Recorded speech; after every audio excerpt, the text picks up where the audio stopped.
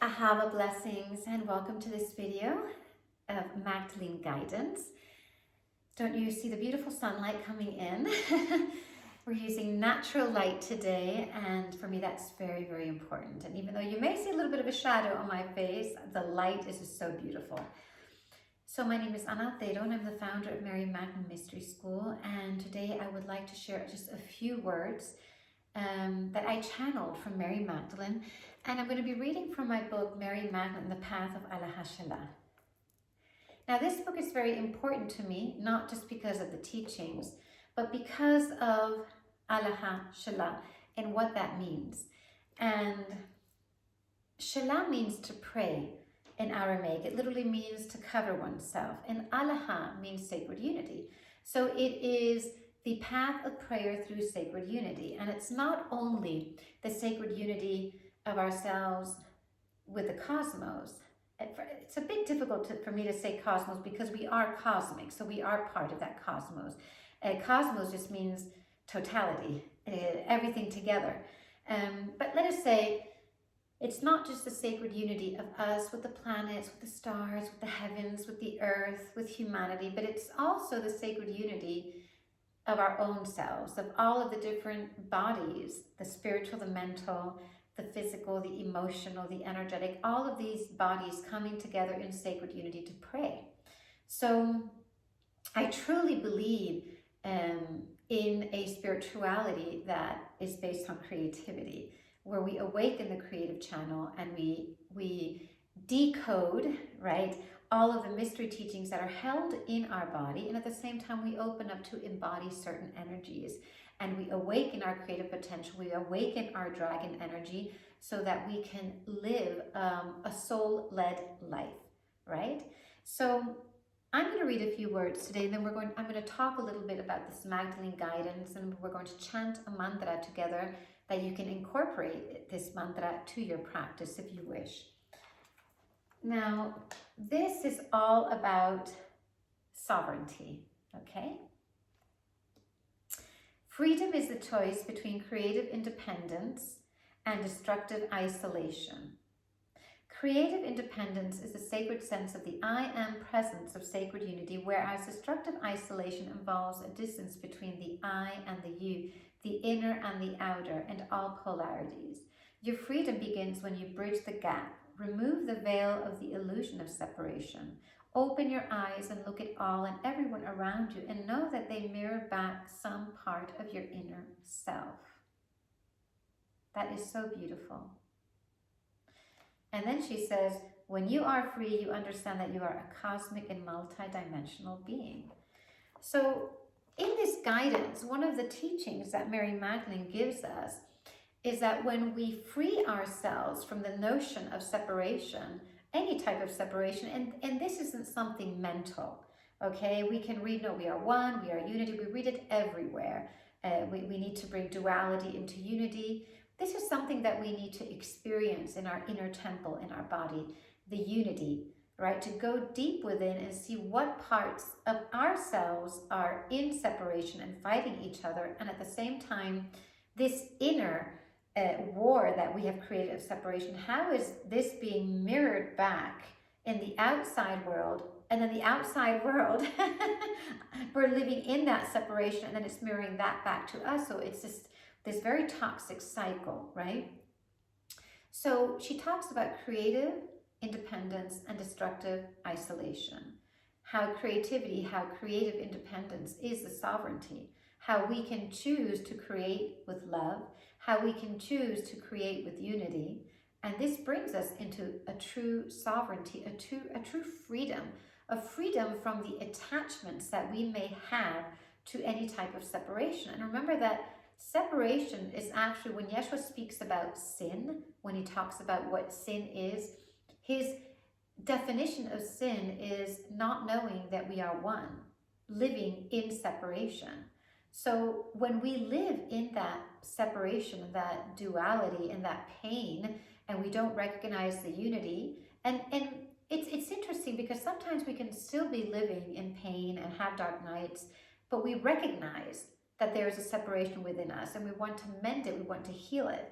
But when we're not aware of it, that separation creates a reality, an experience, and attracts people and experiences to our lives that are based on a destructive isolation, that make us feel insecure, that make us feel abandoned, experiences people that trigger within us. And it has nothing to do with the people, it has to do with us, of course, what is being triggered. Things that are triggered inside of us that lead us into an isolation. And this isolation isn't about being isolated in your home, in your room. It's an inner soul isolation where the soul feels completely in exile. And so there's always something missing in our life. We're not totally complete, right? So the Magdalene guidance here is look at these situations, look at these parts in our life that are living in separation, that are living in duality, that are living in fear.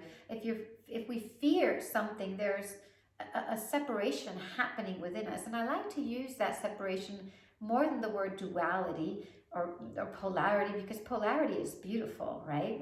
When we connect with our polarity, and duality is the human experience that we receive through the feminine, and then the feminine brings us back into unity, right? So duality is part of the human experience, but the separation that we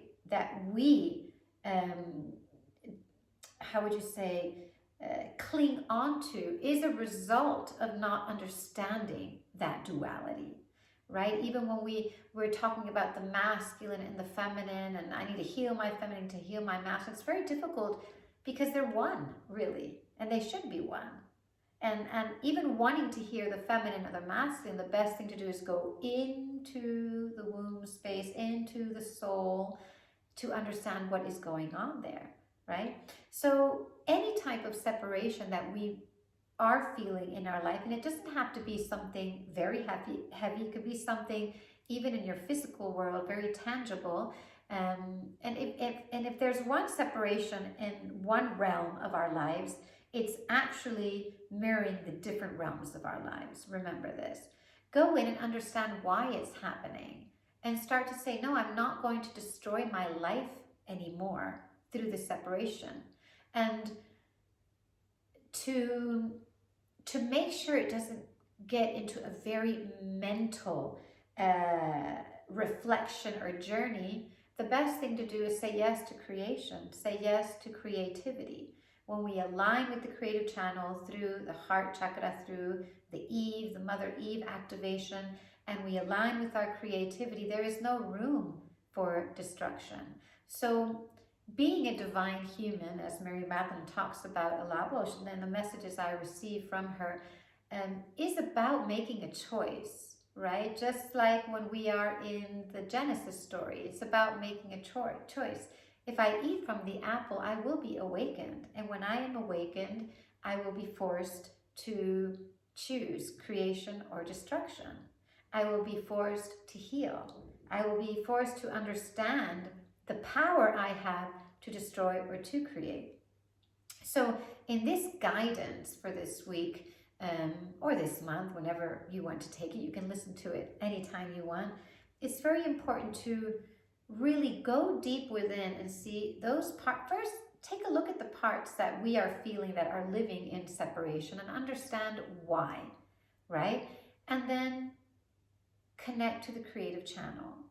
Chant, pray, work your body, awaken your body. And I mean, I love the Alahashala body practices, embodiment practices, because they really align me to the frequency, the new frequency that we are living, this higher octave of frequency that we are opening up to, and that we have access to. So this is the prayer, right? The more we spend our time in prayer, the more the ego has no room and starts to move away, and other things happen. So we're actually creating an energetic medicine within us, and taking this energetic medicine and saying, I'm going to heal this separation now that I understand it, and I'm going to choose creation. And also that separation, that pain, is part of our strength, is part of our power. It's not something we want to push away and forget. We transmute it, and when it's transmuted, it is part of our power, it is part of our growth. Okay, so that's a very good guidance to focus on. And now we're going to chant a mantra together. And I think this is a very beautiful mantra that you can bring into your spiritual practice, and chanting just elevates the frequency so quickly. And it's called Bishem Mariam. And that's all we're going to chant, Bishem Mariam. It's actually a mantra that is part of a song in my next album, which I'm really, really happy to be recording. And Bishem Mariam means Mariam of the heavens or of the light. But let's talk about the activations, because when we're chanting in Aramaic, we're not just, remember that Aramaic has many definitions when we chant something. It's not just one definition, right? There are many ways to interpret the phrase. But let's look at the words and let's look at what is being activated. So Bishem, Shem is light, vibration. We translate it as heaven, but it's actually light and vibration. It could even be word, the sacred word. And it's Bishem. So the Ba is the bait, which is the opportunity to birth something new free of karma, you know, and it's bait is governed by Saturn. So it's that opportunity to birth something free of karma. And then we have the Sh, which is the Shin, the holy fire of the divine feminine presence of Shekhinah. And then we have Bishem, we have the M, which is the water energy, which is the healing energy, the sacred well, right? Mother, manifestation, Mariam, right? The M, the Mem is not just the water realm of healing and what our body is made up of in the divine feminine, but also the water realm of the cosmic womb, of going back into that womb to be rebirthed. And then of course we have Mariam, which is beautiful because again we have the M in the Mariam in the beginning and at the end, the Mem. We have the A, the Aleph, which is the uniting of the heaven and earth through the heart center. We have the R, which is the Reish, which teaches us how to discern in life. And then we have the Yod. And when we pronounce the Yod, when we chant the Yod, it's the Y, that Y.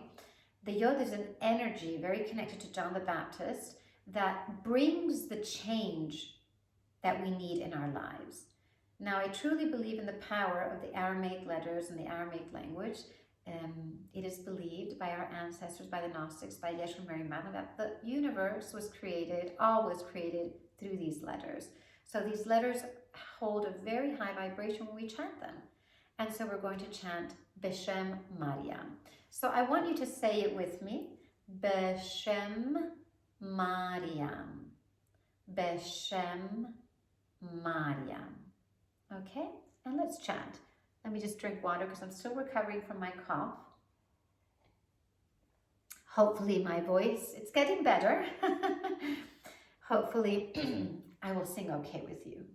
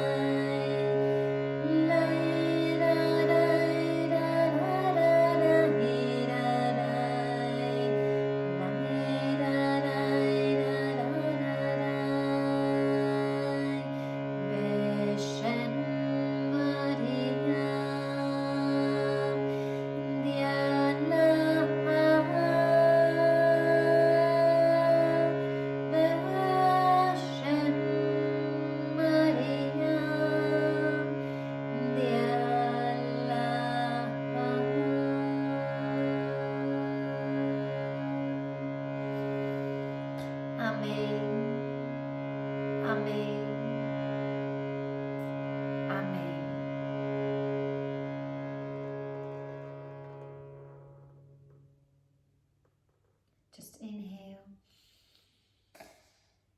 and exhale. And I forgot to tell you, it's B'Shem Mariam Dialaha, of the sacred unity. B'Shem Mariam Dialaha, B'Shem Mariam Dialaha. Mary of the light, who comes from the sacred unity, who brings sacred unity to all. So, thank you for listening. Thank you for your time. Thank you for supporting these teachings and for being part of this beautiful community. If you have any questions, please ask them. I love to read your comments. I think they're very important. And if you like this video, please, your support is very welcomed, and I feel very grateful for that support. Ahava.